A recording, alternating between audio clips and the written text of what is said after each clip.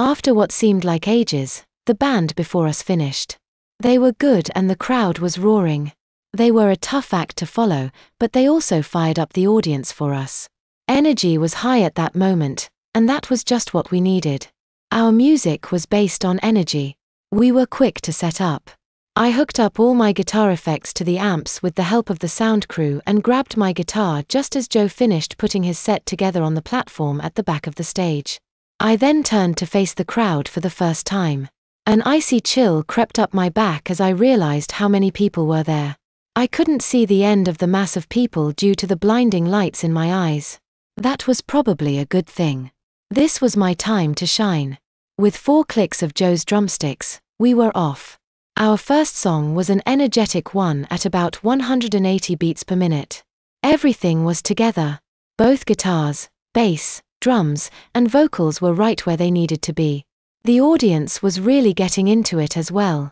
Through the lights, I could see a fairly large mosh pit in progress. It was a great 4 minutes and the crowd cheered as we finished the song. It was an amazing feeling. I forgot all about every bad thing that happened in the last year as I stood there. I was having the time of my life. The next song started with a light guitar riff by me. It was a much happier piece that focused much more on the rhythm and vocals. That song was really received well. Many people were jumping in sync with the beat and girls could be heard screaming for Alex as he sang. Being a much easier song for me, I took the chance to really move around the stage.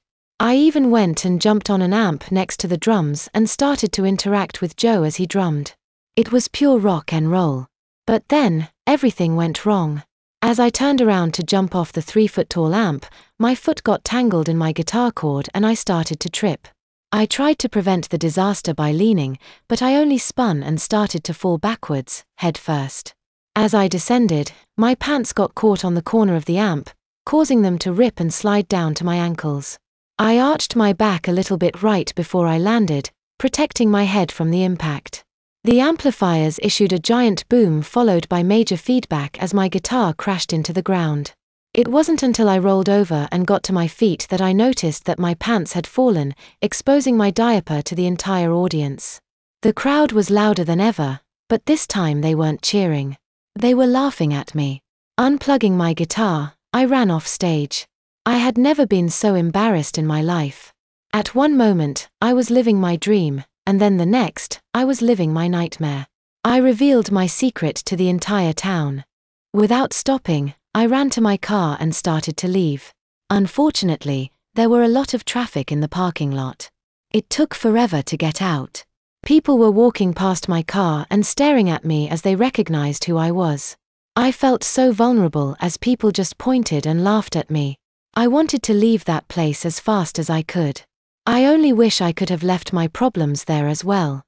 Finally, I got out of the park and took off. I usually didn't speed much, but that night I was peeling rubber at every corner. As I pulled into my driveway, I noticed there was another car parked there as well. It was a red Toyota. It was Tori's. My heart stopped. I completely forgot about Tori. The night was just getting worse by the minute.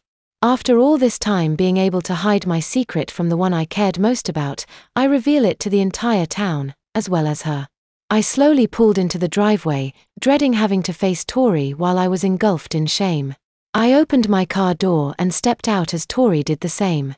She started walking towards me, but I headed for the front door without even acknowledging her.